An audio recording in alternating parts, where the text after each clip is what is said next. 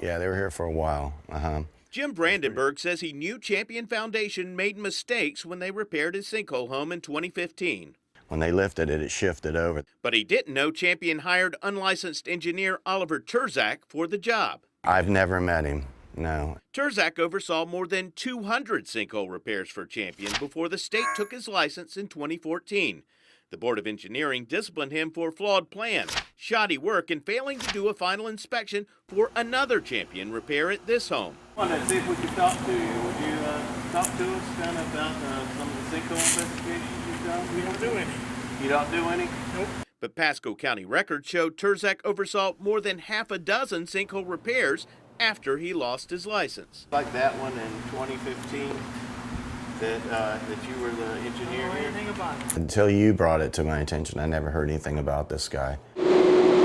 State law requires that engineers submit sinkhole repair documents to the county, which become public record. But Assistant Pasco County Administrator Don Rosenthal says his staff doesn't inspect sinkhole repairs. The county has no liability for anything like that. That's why you hire an engineer and you rely on an engineer's stamp. It's basically the engineer's stamp that is the public safety net. Yes. A plans examiner became suspicious of Turzak after Turzak submitted dozens of plans signed and stamped by retired engineer James Tippins, who family members said had dementia and rarely left his home.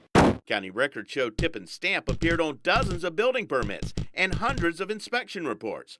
The sheriff's office investigated and determined Tippins didn't do the work. Did it concern you that your employees accepted hundreds of plans from this guy and never saw him?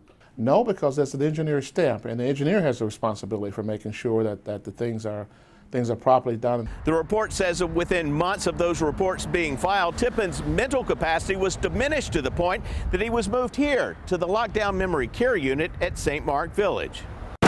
His family turned in his license when they learned his stamp was being used fraudulently. Did you think that it might be a good idea to pick up the phone and call these homeowners and tell them, hey, this guy had Alzheimer's? Not really. Because my house, I mean, this is all that I have. This is my retirement. I put all my money in it to fix it, and only to find out that it might not even be certified correctly with a guy that might have Alzheimer's. We notified the sheriff's office, we notified the engineers board, and we notified our inspectors.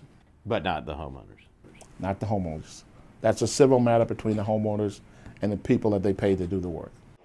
Are you kidding me? We need to know. We're the people living in these houses. We're the people that could have the house that could collapse. We contacted Champion Foundation, but they didn't respond. Turzak denied doing anything wrong. You were listed as an engineer. Nope, not true. Rosenthal says he's not worried.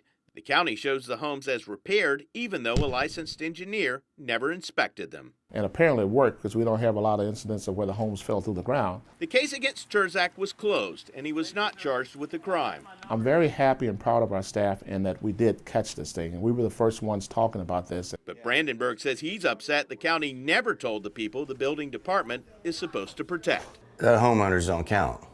Just, You're the one living in the home. yeah, but don't tell us. That's ridiculous. I'm I-Team investigator Adam Walser taking action for you.